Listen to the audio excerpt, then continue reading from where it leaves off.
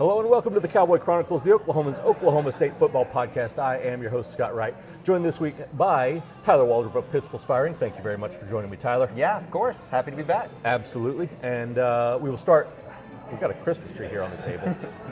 Your thoughts on Christmas trees before Thanksgiving? I'm pro. Normally, my mom would always put it up around Veterans Day, like pretty early. We'd come home from school one day and there'd be a Christmas tree up.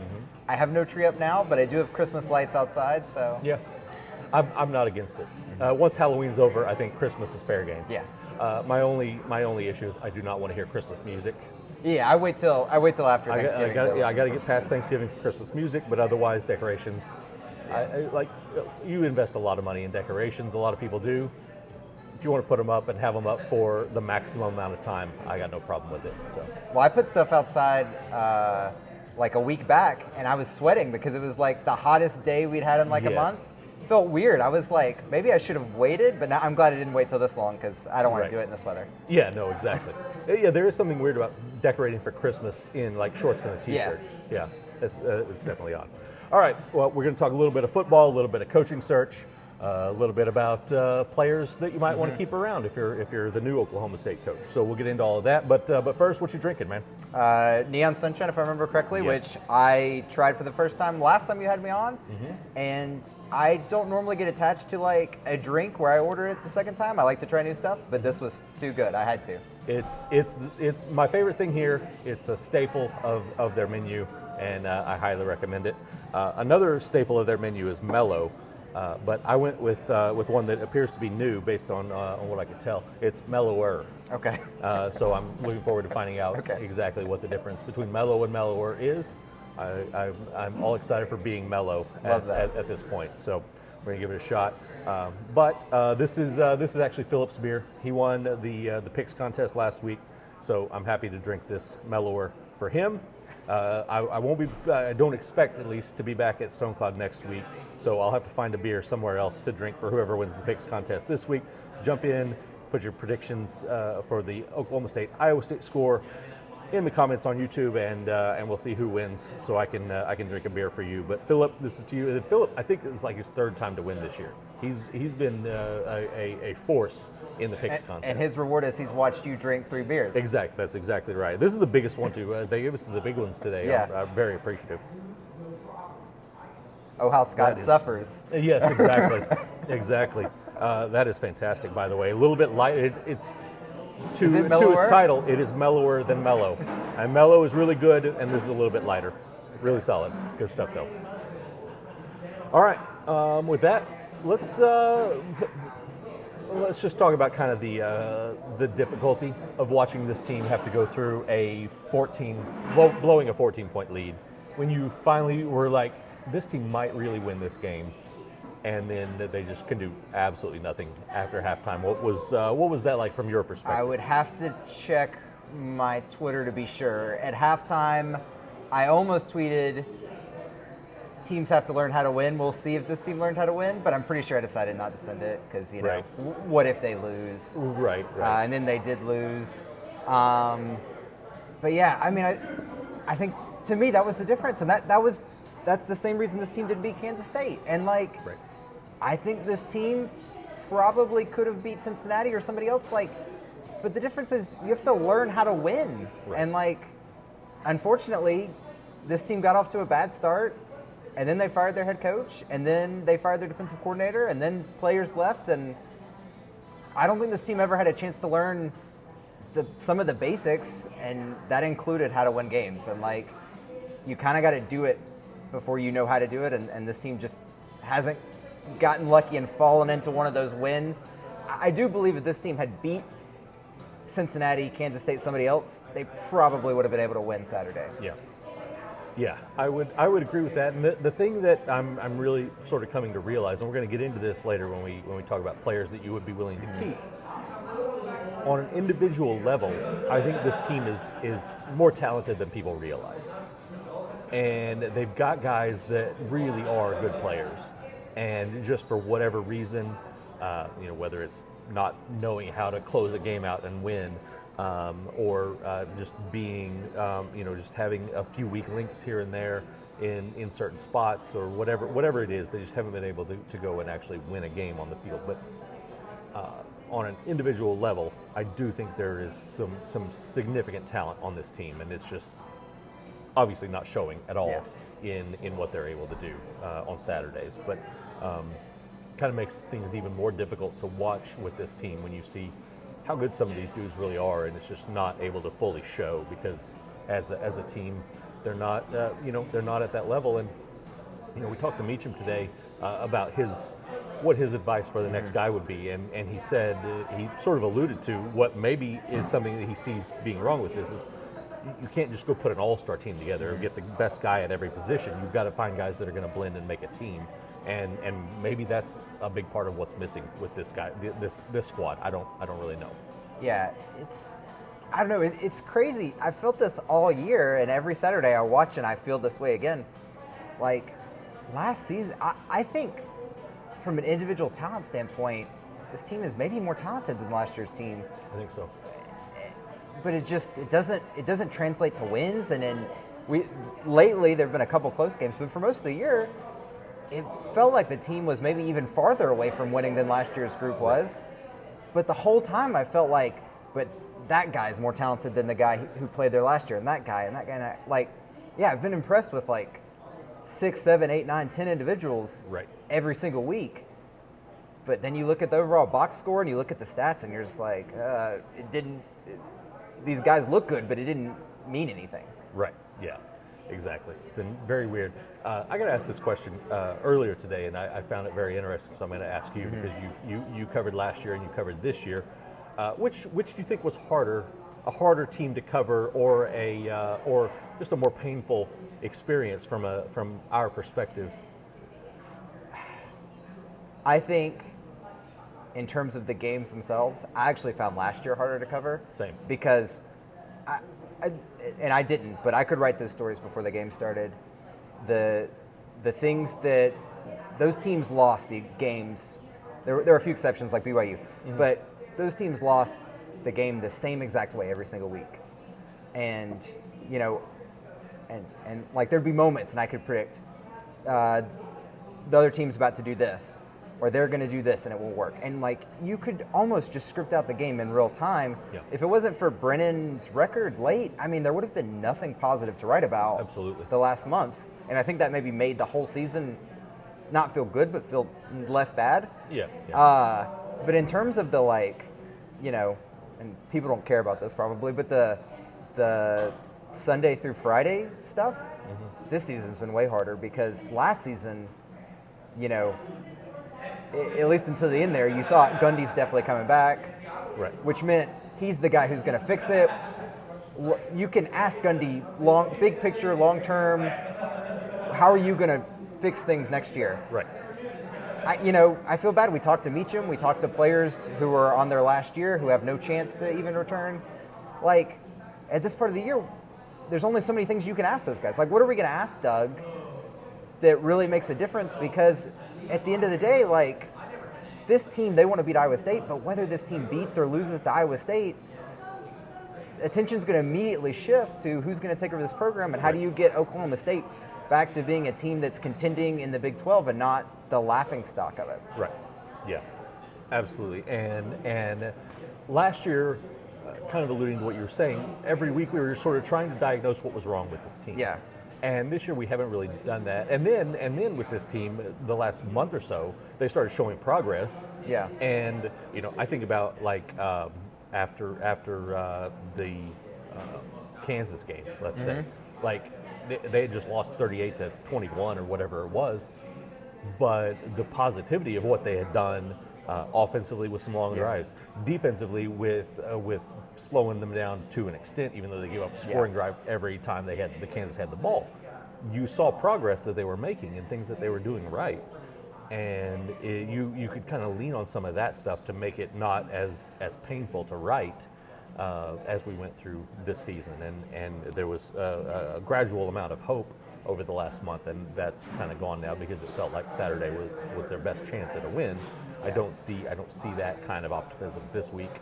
So, this week's a little bit kind of like we're just waiting for Sunday to get here to see if they have a coach. But but this year had some positivity that you could build on from week to week in terms of what you're writing about this team. And last year, it felt like another unexpected letdown after another on a team that came into the year with really high hopes. This year's team had some high hopes, but nobody really knew if they were any good. Because it was all new guys, and who knows, new coaching staff, who knows what's going to happen. Last year's team was coming off the Big 12 title in 23. They had all these guys back, all this excitement, and I thought last year's team, maybe they don't win the Big 12, but I was like, they have to be in the top 3 teams. I mean, I literally, this wasn't the only reason, but I mean, I moved from Alabama in part because I was like, how often do you have a chance to cover a team that is primed for a playoff bid and potentially more? Right. And I was like, I thought Ollie Gordon was a long shot to win the Heisman. Mm-hmm. I mean, that's the kind of season I thought it was going to be. Yeah. I mean, I was telling somebody the other day, I was like, remember when we went to Kansas State and we still thought that team had a chance of like being relevant in the college football playoff in November? I mean, Exactly. we didn't realize how it was going to go. Right. Until we were like halfway through the season. I think that's the other reason this season has felt worse is because I don't know about you, I didn't realize it was going to go this badly, but the way the team looked against UT Martin, made me even less confident in where the ceiling was. Right. And then the Oregon game didn't mean anything to me. Oregon's great. I threw that out completely. Mm-hmm. But then you lose to Tulsa, and then okay, like even if Gundy stayed, like whatever you thought the team was going to do, it's much, much lower. And I didn't know we were going to be heading into the last week still at 1 win, but I mean, I thought it would be close to that. Right. Yeah. Absolutely. And obviously, the big storyline is who's going to be the next head coach. It's the only thing now that it's pretty clear that Hoss Haney is not going to play. That was always 1B on the questions that you got asked the most. Who's the next coach and when's Hoss Haney coming back? Now that Hoss isn't in the picture, it's people only want to talk about the coach. I'll start this way with the timing. Do you think we're covering a new coach press conference at this time next Monday? I think it really depends on who they go with. Mm-hmm. We were, we talked through the different scenarios, but North Texas is probably tied up in a conference championship game. And I also don't think, it's not like Oklahoma State is the only job open. Right. So I think Oklahoma State is a good job. I think somebody, especially in the Big 12 is still relatively wide open. Has history. I think this is a job somebody can come in and at least they can, Chad Weiberg can sell a dream. If you come in, you can get to the playoff pretty quickly. And I think that's a dream you can sell to recruits as well and guys in the transfer portal. So I think it's a good job. That said, there's a lot of good jobs open, so I don't think Oklahoma State has the leverage like, we really need to have you locked in this week. Mm-hmm. And then there's some coordinator options, and coordinators do typically get announced earlier, but I don't know that they normally get announced for a conference championship game. So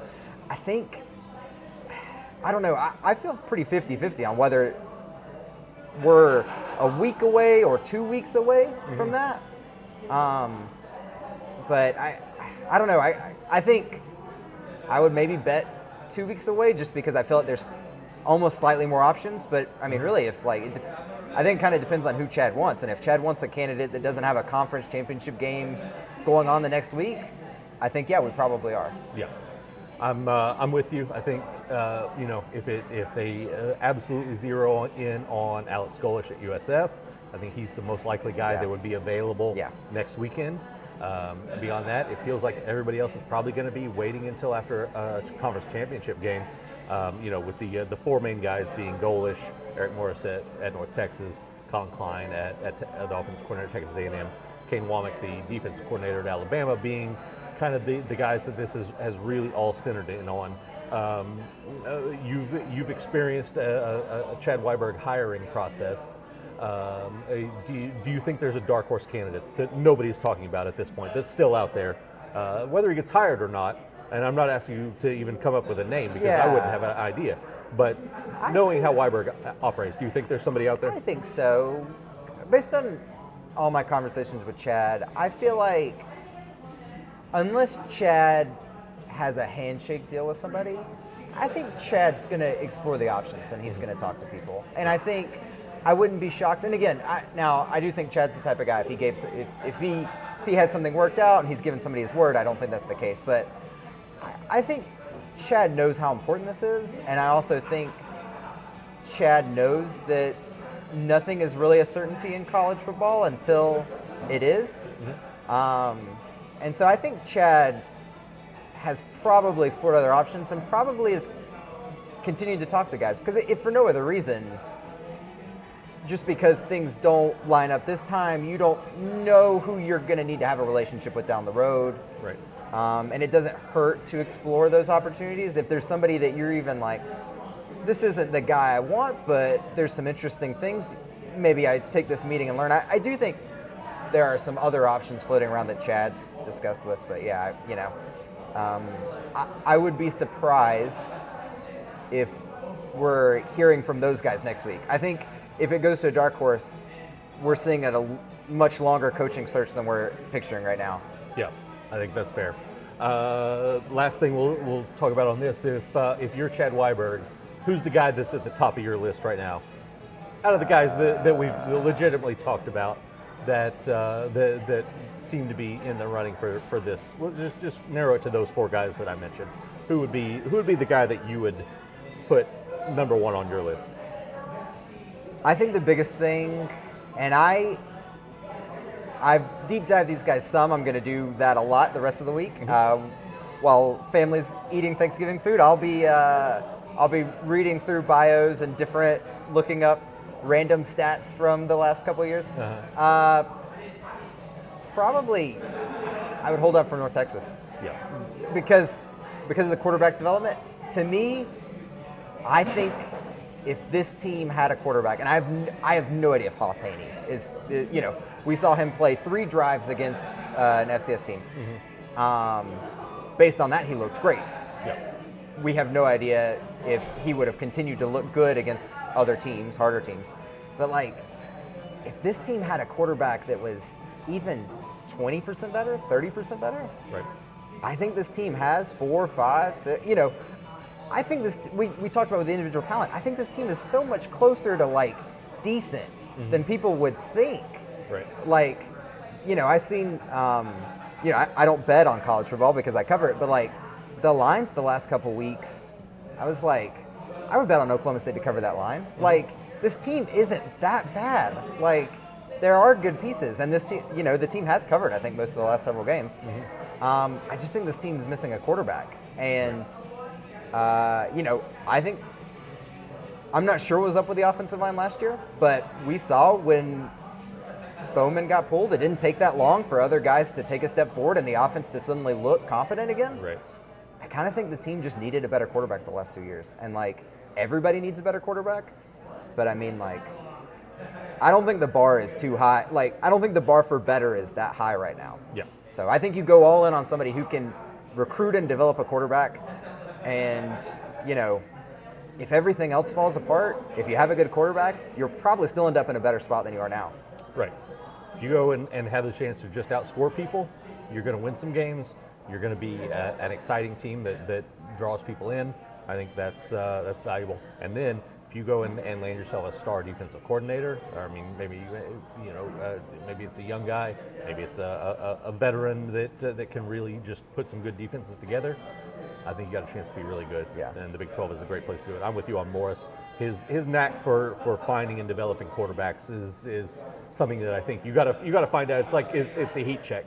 You got to find out if it's for real, and if that's going to be his superpower, that's the guy that I want on my sideline. So I'm with you on Eric Morris. All right, last question before we get into the Stone Cloud 6-pack. Was you covered this week or no? 14, I think is what it is right now. Yeah, I don't know if this is one of the questions, but I have said every single week I've left the press box, and sometimes I've told Marshall this, sometimes I've just thought it internally, but I believe this team is going to win one more game. I've said that every single week. I'm going to say that they're going to win this game. I had hoped win number 2 would come before Iowa State, but I would feel very foolish because I've legitimately believed that. It hasn't been like me trying to force it. I've legitimately thought this team has enough individual talent that they can fall into a win. It would feel foolish to change that, and then what if they did on senior day at home win a game, and then I was like, wow, I said they'd win a game every time until now. So right. I'm going to say they cover. I'm going to say they win. If people are putting their money on it, maybe just bet that they cover. Right. Yeah, no, stay away from the money line. That's fair. Yeah. That's fair. I'm going the other way. I feel like there's going to be a little bit of a letdown after last week, and I don't know that they're going to be able to hang that close with Iowa State. I think it's going to be a good game. It's going to be a fun one, and we'll get to enjoy some of these guys that are not going to be around anymore. But I think Iowa State pulls away at the end and covers the 14. I think it's very possible that Iowa State just covers the 14, but man, and I totally agree, it's possible. But like, if you're on this team and you haven't let down already, like, Yeah, no, that's fair. Yeah. Emotionally, like, can you go lower? Like, I don't know. I feel like if there's anything this team has learned, it's, man, that sucked, and then we came out next week. So, again, I would not advise anyone to bet the money line. I'm sticking to a prediction I've made for weeks now. I've kind of boxed myself in. You have it. I do legitimately think they'll cover, but I'm not like confident on that either. Yeah, no, I hear you. All right, with that, let's jump into the Stone Cloud six-pack. 2 drafts today. Number 1, the first draft is football related. We're drafting players that if you were the new coach that you would want to keep around.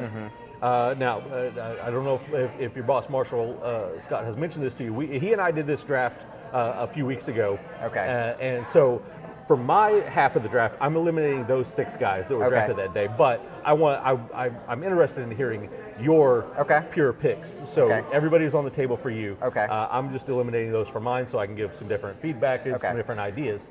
But I'm mostly curious in what your top 3 guys are. So I'm fascinated to hear what you have to say. And with that, the first pick is yours, Tyler. Okay, I think there's, and I kind of built my list. I sort of thought about this from if I'm an NFL team drafting players, what would my draft board look like if I could only draft these Oklahoma State guys? And to me, I feel like there was a slam dunk choice at number 1, a strong number 2, and then it kind of depends on how you want to construct your roster. Right. But for me, I thought Wendell Gregory has to be the top guy taken. From a positional value, I just look at the NFL. Like, you need quarterbacks and you need pass rushers, and it's hard to find both. I don't know if you feel this way, but like, I feel like every week I watch Wendell play, and even sometimes he doesn't even get close to the quarterback, but I can see how, if that guy had 12 more months to experience and work, how that would have been a sack. And like, he feels so close. I'm betting a little bit on his ceiling.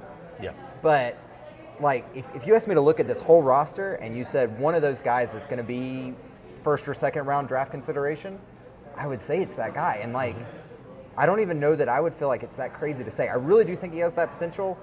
Of course, I think probably other teams also feel like he has that potential. Wendell might think he has that potential. Yeah. So I think we'll end up talking about how that works out if he can come back. But I think he could be a one-man wrecking crew. He's not there yet, but he's forced offenses to scheme around him, and that in itself has helped Oklahoma State this year. Yeah, I agree. I think that absolutely has to be your number 1 pick on this team right now. I do think it's going to be really hard to keep him, especially he's an SEC country guy, originally from Georgia, played at South Carolina, redshirted there last year.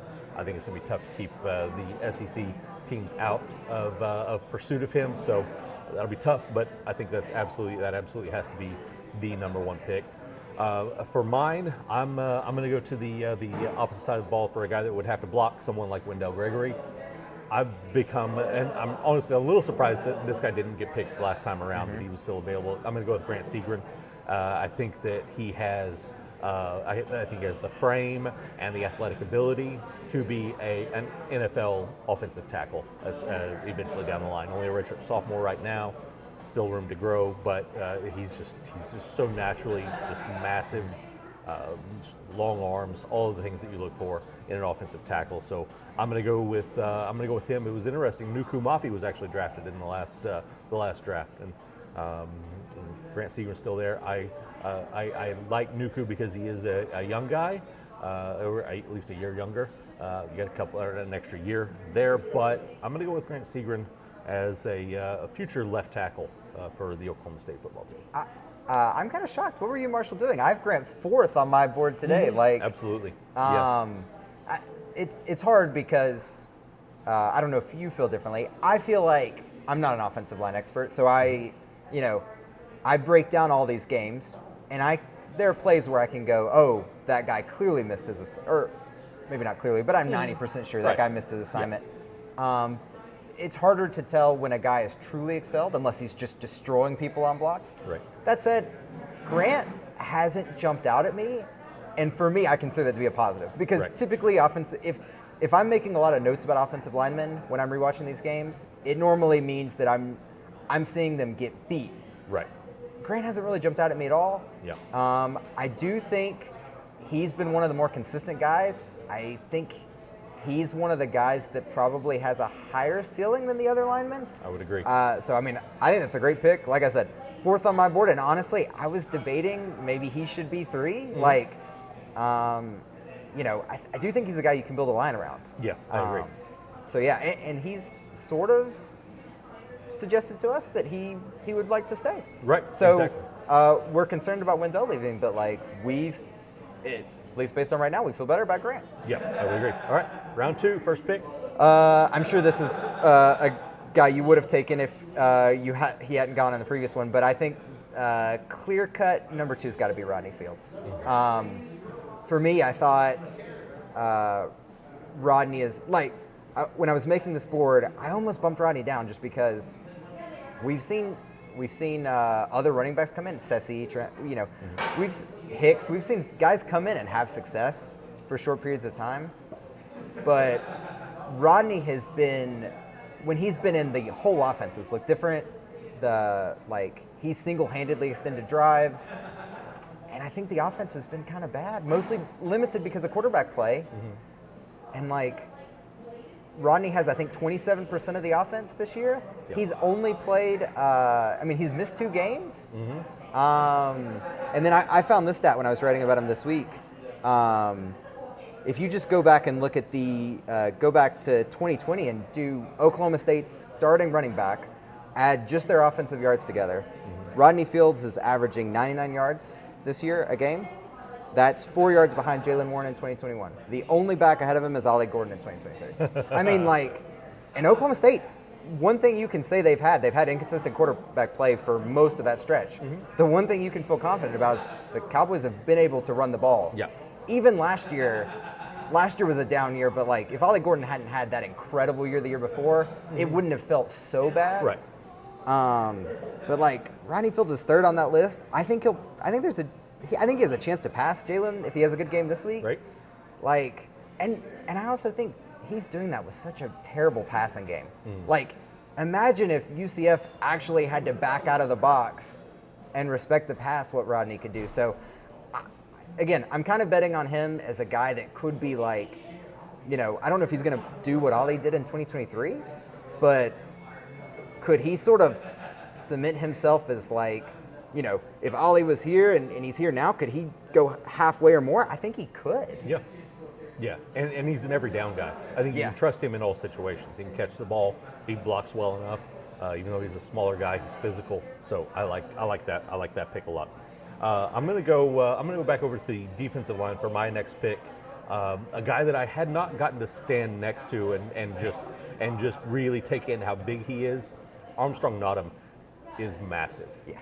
He is a thick individual. He's got bodybuilders in his family, so clearly he understands the nutrition and the weightlifting processes that have to go into just creating muscle.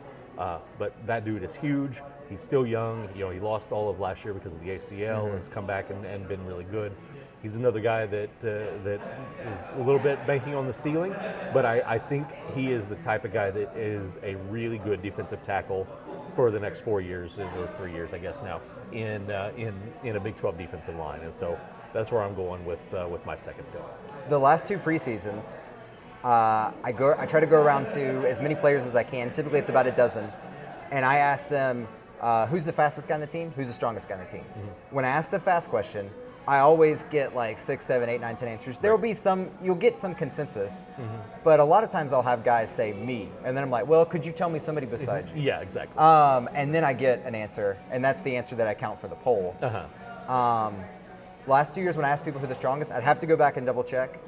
I think out of maybe like 18 to 20 something answers, all of them might have been for Armstrong. Yeah. Or maybe 1 or 2 other guys got votes. I didn't even have to tell people you can't pick yourself.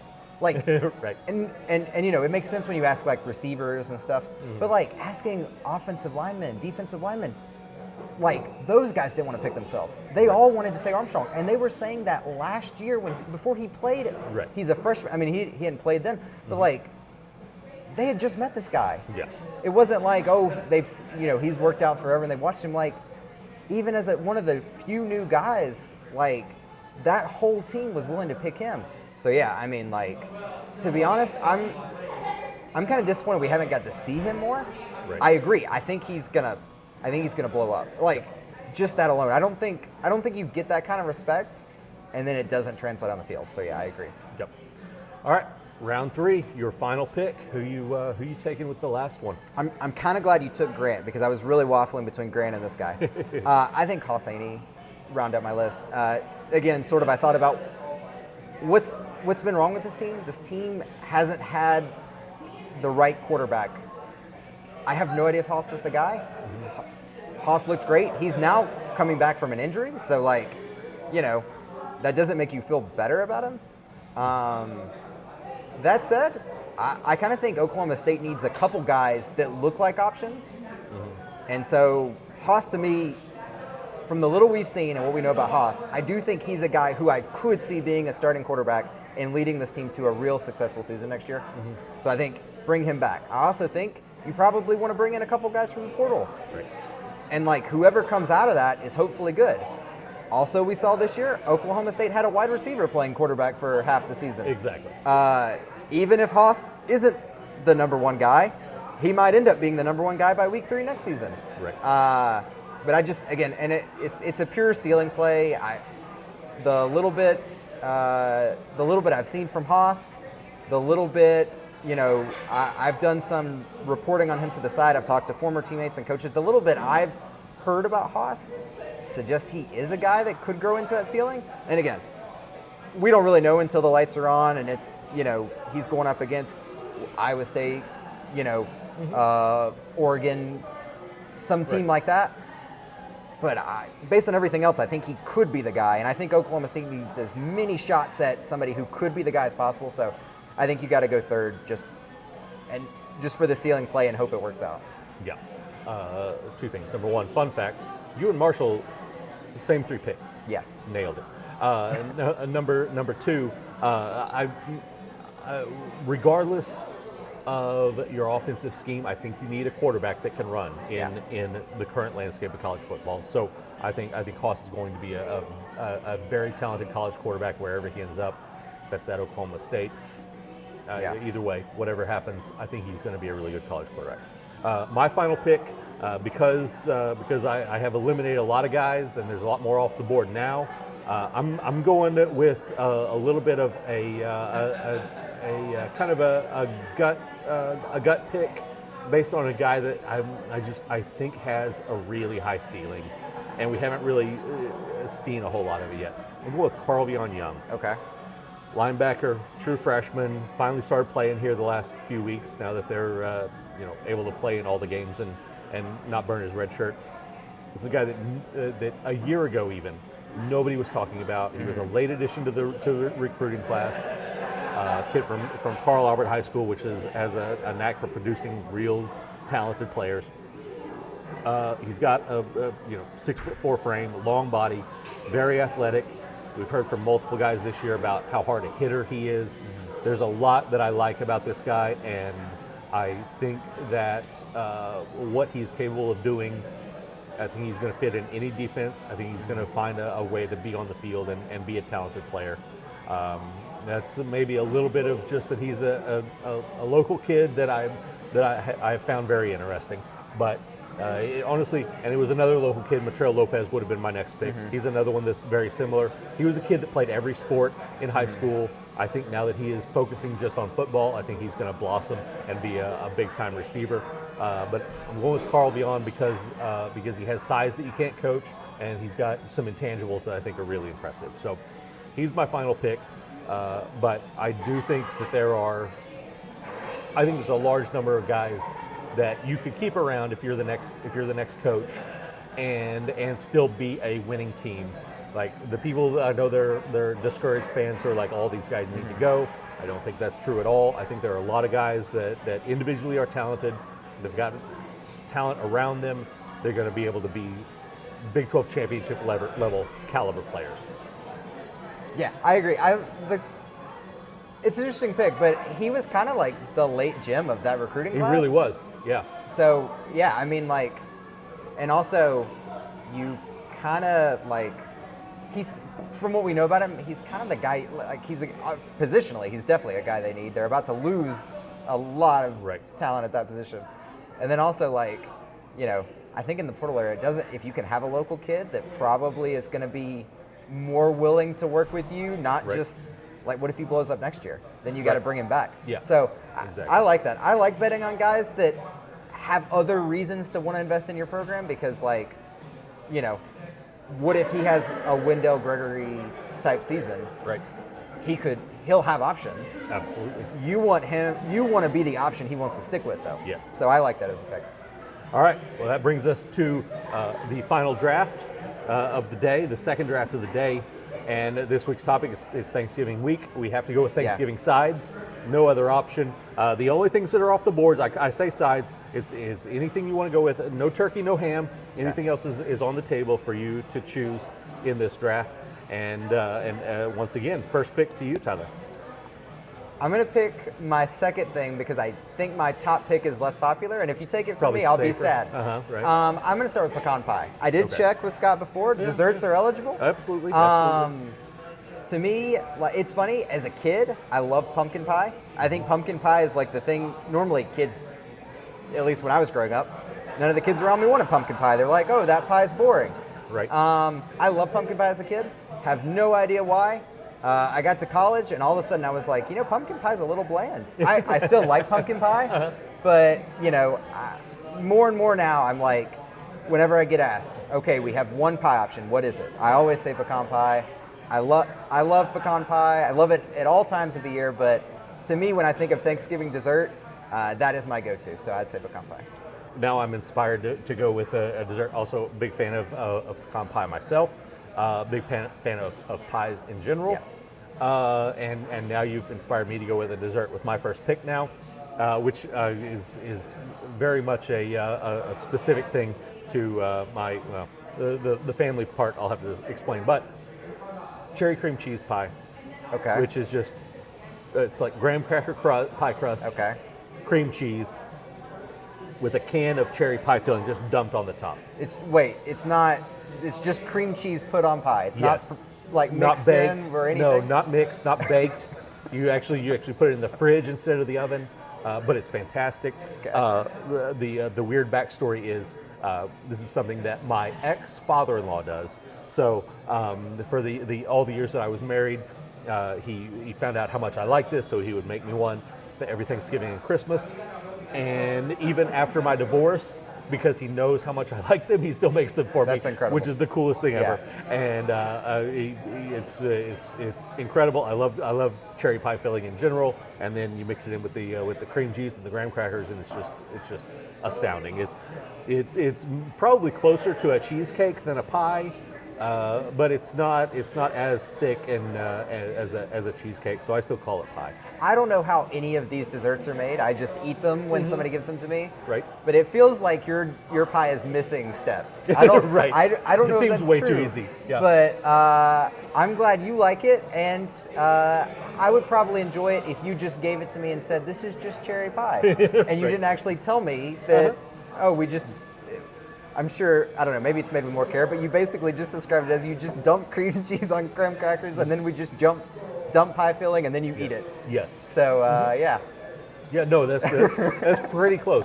Now he puts some work in there so the cream Yeah. cheese is nice and smooth on the top, Yeah. and yeah, it's pretty simple. Okay.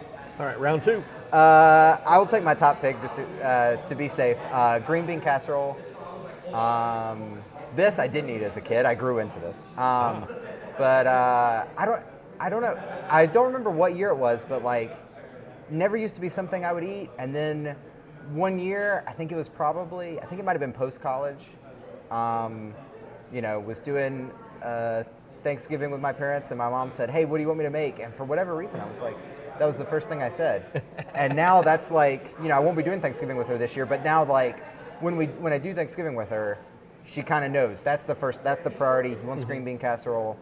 I think it's because some of the other sides, sometimes they're good, sometimes they're great, sometimes they're bad. Like, maybe it's overcooked or undercooked. And I've never had green bean casserole that tasted bad.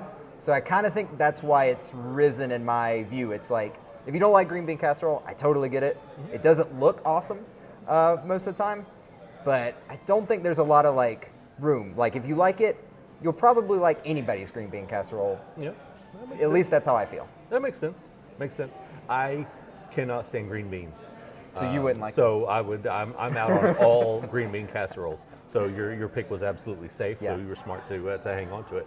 I'm going to stick in the casserole category now. I'm going with hash brown casserole. Okay.